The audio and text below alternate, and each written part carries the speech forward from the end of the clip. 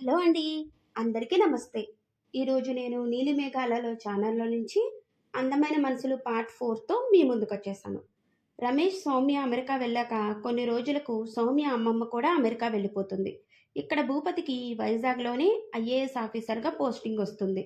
రెండవ కొడుకు రామరాజు ఎంబీఏ పూర్తి చేసుకొని బిజినెస్ వ్యవహారాలు చూసుకోవడం మొదలుపెట్టాడు. భూపతి రాజుగారితో, భ్రమరాంబతో మేము బాబాయ్ పిల్లలు అందరము ఇక్కడే సెటిల్ అయ్యాము.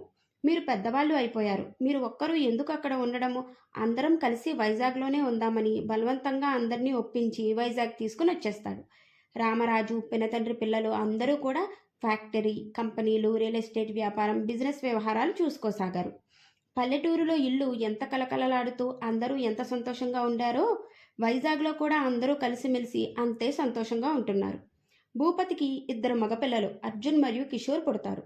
సౌమ్యకు ఒక బాబు విక్రమ్ పుడతాడు. సౌమ్య అమ్మా నాన్న కూడా సౌమ్యని, బాబుని అమెరికా వెళ్ళి అప్పుడప్పుడు చూసి వస్తూ ఉండేవారు. రామరాజుకు పెళ్లి కుదురుతుంది. సౌమ్య అమ్మమ్మ రమేష్ కూడా వైజాగ్లో జరిగే పెళ్లికి వస్తారు. అందరూ ఎంతో సంతోషంగా ఉంటారు. కానీ సౌమ్య చాలా నీరసంగా ఉంటుంది. సౌమ్య 5వ నెల ప్రెగ్నెంట్.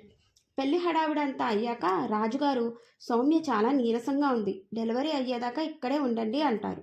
దానికి రమేష్ మీతో ఒక విషయం చెప్పాలి బావగారు. సౌమ్య ఆరోగ్యం గురించి. పెళ్లి అయ్యాక చెప్దాం అనుకున్నాను అంటాడు. దానికి రాజుగారు చెప్పమ్మా రమేష్ అంటారు. సౌమ్యకు 5వ నెల వచ్చాక కడుపులో బాగా నొప్పిగా వచ్చింది. అస్సలు తట్టుకోలేక అల్లాడిపోయింది. నేను వెంటనే హాస్పిటల్కి తీసుకుని వెళ్ళాను.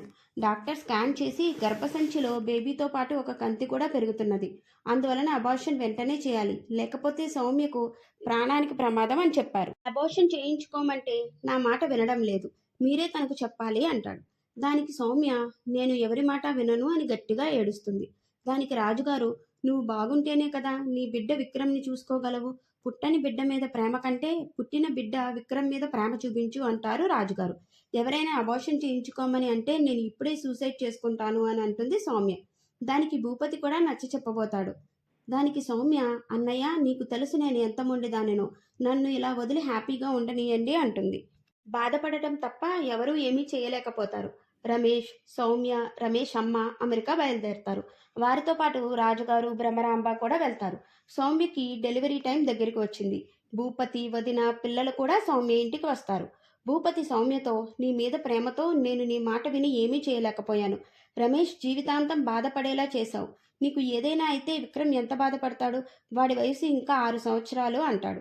సౌమ్య నా కడుపులో బిడ్డను చూస్తూ చూస్తూ చంపుకోలేకపోయాను అన్నయ్య అంటూ ఏడుస్తుంది. ఒకవేళ ఆడపిల్ల పుడితే నన్ను ఎంత ప్రేమగా చూసుకున్నావో అలాగే నా కూతుర్ని కూడా చూసుకో అన్నయ్య అంటుంది. భూపతి పుట్టే పాప నాకు మేనకోడలు కాదమ్మా కూతురు అంటాడు. అందరి వైపు తిరిగి ఇప్పుడే చెప్తున్నాను. పాప పుడితే పాప నా కొడుకు అర్జున్కి భార్య అని భూపతి అందరి ముందు మాట ఇస్తాడు. అర్జున్కి ఇప్పుడు 5 సంవత్సరాలు. హాస్పిటల్కి తీసుకొని వెళ్తారు. డాక్టర్ ముందే రమేష్ చేత సైన్ చేయించుకుంటారు. ఇద్దరిలో ఎవరో ఒకరిని మాత్రమే కాపాడగలమని. అయితే తల్లిని బ్రతికించండి. విక్రమ్ ఇంకా చాలా చిన్నపిల్లవాడు. తల్లి అవసరం చాలా ఉంది అని రమేష్ అంటాడు. నేను ముందే చెప్పాను అబార్షన్ చేయించమని. మీరు నా మాట వినకుండా పరిస్థితిని ఇంతవరకు తీసుకొచ్చారు. ఇప్పుడు నా చేతిలో ఏమీ లేదు. ఎవరు బ్రతికినా ఆరోగ్యంగా ఉండాలని కోరుకుందాము అని డాక్టర్ ఆపరేషన్ థియేటర్లోనికి సౌమ్యని తీసుకుని వెళ్తాడు. ఇప్పుడు మనం సౌమ్య బతుకుతుందా లేదా బేబీ బ్రతుకుతుందా చూద్దాం. అందరికీ thank you for watching. Please like, share, subscribe.